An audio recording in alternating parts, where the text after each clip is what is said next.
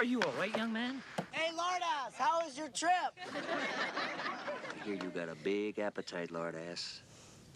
Don't even think about winning this. Boy, are you fat. That guy who said that line is named Charlie Owens, and at the time he was one of the top tennis players in the world. Boom, baba, boom, baba. Boom, baba, boom, baba, boom. And now, the one you've all been waiting for, the four-time champion, our own Bill Travis.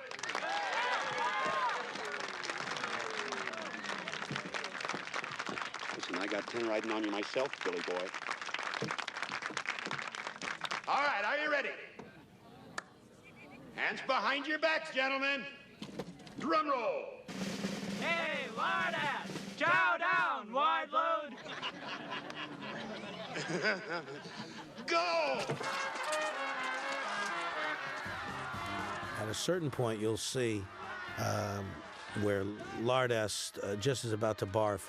The sounds that we created in order to, to assimilate the rumblings in his stomach. That was also an interesting combination of sounds where we took musical instruments, we took synthesizer instruments, and we actually put our own voices and lowered them through harmonizers and blended them all together and came up with this kind of half disgusting, half comedic stomach rumbling sound that you'll hear coming up.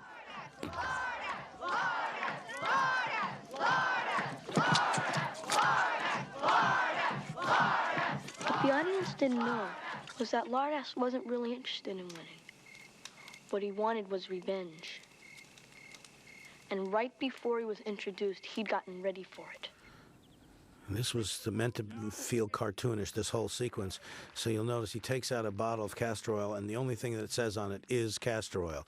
It doesn't look like anything that you would find in a store. And I always remember in those Little Rascals movies and all those things, whatever the thing they would take out was ant paste or castor oil, whatever it is. It just had the sign on it. It never looked like, it looked like some prop department put it there, and I always wanted it to look like that in this case too, because this whole thing was supposed to be a story and have a cartoon feeling to it. Diving into his fifth pie, Lardass began to imagine that he wasn't eating pies. He pretended he was eating cow flops and rat guts and blueberry sauce. Slowly, here comes that sound. Started to build in Lardass' stomach.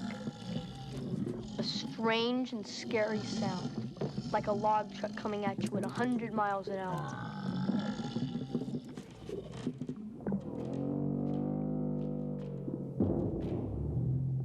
Those timpani sounds were ones I always used to hear on the Jackie Gleason show.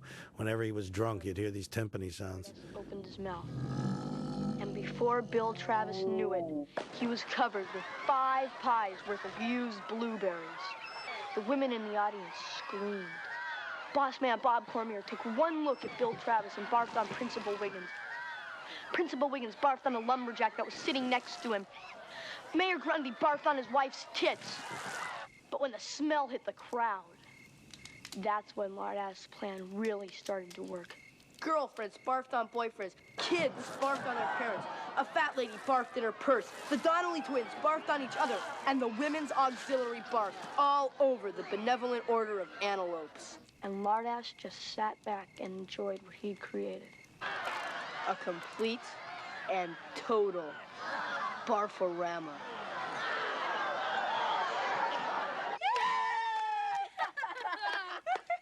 Oh man, that was the best, just the best. Yeah. So what happened? What do you mean? I mean, what happened? What do you mean what happened? That's the end. How can that be the end? What kind of an ending is that? What happened to Lardass? I don't know. Maybe he went home and celebrated with a couple of cheeseburgers. Jeez, that ending sucks. Why don't you make it so that Lardass goes home and he shoots his father, then he runs away and he joins the Texas Rangers? How about that? I don't know. Something good like that. Something good like that, like shooting your father. The character is not aware of any of his own psychological problems when he says that line. Did Lardass have to pay to get in the contest? No, Vern. They just let him in. Oh, great. Great story. Yeah, it's a great story, Gordy. I just didn't like the ending. Hey, Verno, where's the radio? Let's see if we can get some sounds. Here. Now, this next sequence is, we had nothing for this sequence, and we said, we got to figure out something, anything that these boys would be talking about. What are the kind of conversations they'd be having if they were left alone? And Andy Scheinman and I came up with this the night before we shot this the next day. This discussion of what was Goofy and what was he in relationship to Pluto, and that comes up in this. And then all these other observations were all things that we thought about. We thought about Pez and Wagon Train and $64,000 question. I knew the $64,000 question was fixed. There's no way anybody can know that much about opera. He can't be a dog. He wears a hat and drives a car. Wagon Train's a really cool show, but did you ever notice that they never get anywhere? They just keep wagon training. God, that's weird. What the hell is Goofy? Not one of us mentioned Ray Brower, but we were all thinking about him.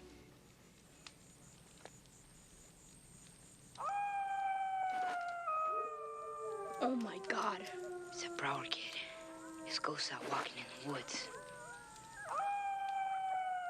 Oh, I promise I won't hawk no more dirty books. I promise I won't say no more bad swears. I promise I'll eat all my lima beans. Dude, flinch.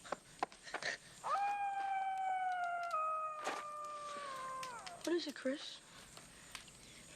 Maybe it's coyotes. Sounds like a woman screaming. It's not coyotes. It's his ghost. Oh, don't say that. Hey, Teddy, sit down. I want to go look for it. I want to see the ghost. Don't say that. I just want to see it. I just want to see what it looks like. For Jesus' sake, bald-headed Christ.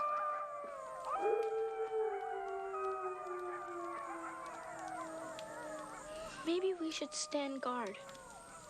Yeah, that's a good idea. Give me the gun. I'll take the first watch.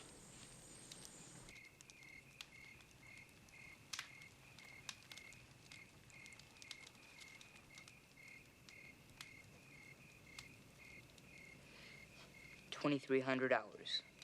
Corporal Teddy Duchamp stands guard. No sign of the enemy. The fort is secure. Oh, man, shut up, Teddy, and keep your eyes peeled.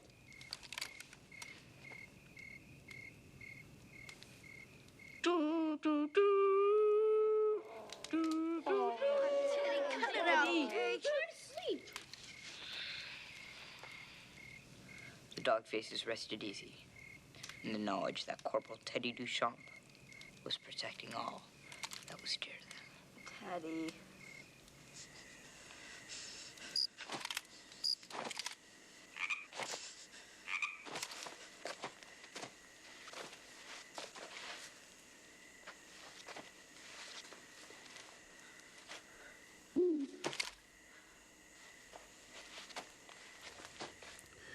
We obviously laid these sounds in after we shot this, but in order for Jerry O'Connell to get that timing with the movement and all that, I stood off camera and did ribbit and woo and all that stuff to get him to make those gun movements.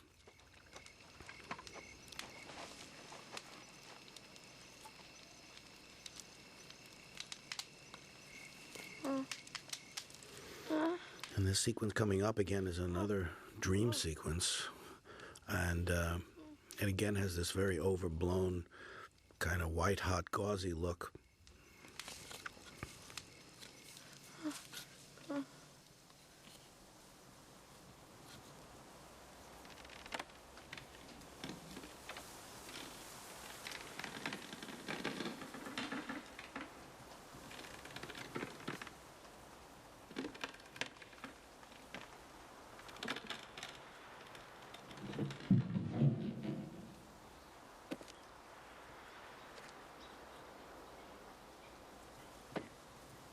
Should have been you, Gordon. Are you okay? Huh? You're dreaming.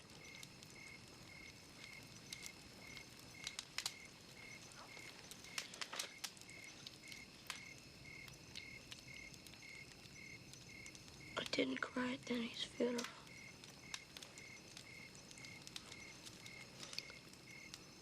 I miss him, Chris. I really miss him. I know.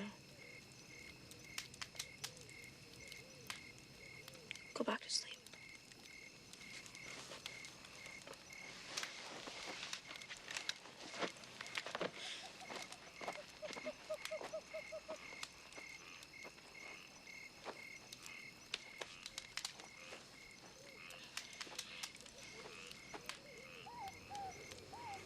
This next scene coming up is my favorite scene in the film, and it was an amazing performance here by River Phoenix. Also Will Wheaton. They're both terrific in the scene. But River, as you'll see at the end, he's able to break down and cry. We did it a couple of times. He wasn't able to do it. And I took him aside and did something that you would do with an adult actor and tell him, think about something that's personal to you at a time when an adult let you down and didn't live up to what you thought they would be, and maybe lied to you. And what comes out, as you'll see in the end of the scene, is his performance that came right at the end of that little conversation I had with him. And he was crying pretty much after the scene, and I went over and held him and gave him a big hug and a kiss, and then he was better afterwards. You knew I took it. Teddy knew I took it. Everyone knew I took it. Even Vern knew it, I think. Maybe I was sorry and I tried to give it back. You tried to give it back? Maybe. Just maybe. And maybe I took it to old lady Simons and told her, and the money was all there. But I still got a 3-day vacation because it never showed up. And maybe the next week, old lady Simons had this brand new suit on when she came to school. Yeah, it was brown and had dots on it. Yeah. So let's just say that I stole the milk money, but old lady Simon stole it back from me. Just suppose that I told the story. Me, Chris Chambers, kid brother to Eyeball Chambers. Do you think that anyone would have believed it? Oh. And do you think that that bitch would have dared tried something like that if it'd been one of those douchebags from up on the View if they had taken the money? No way. Hell no. But with me? Well, I'm sure she had her eye on that skirt for a long time. Anyway, she saw her chance and she took it. I was the stupid one for even trying to give it back.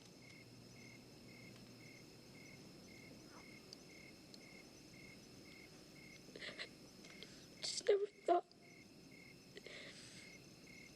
I never thought a teacher.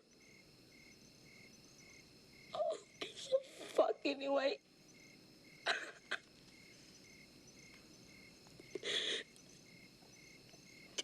I just wish that I could go someplace where nobody knows me.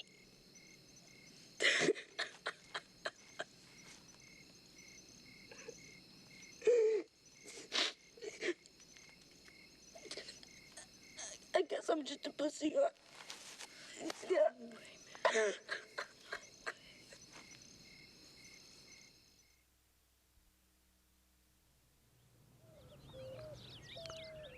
This next scene was a very special moment, too.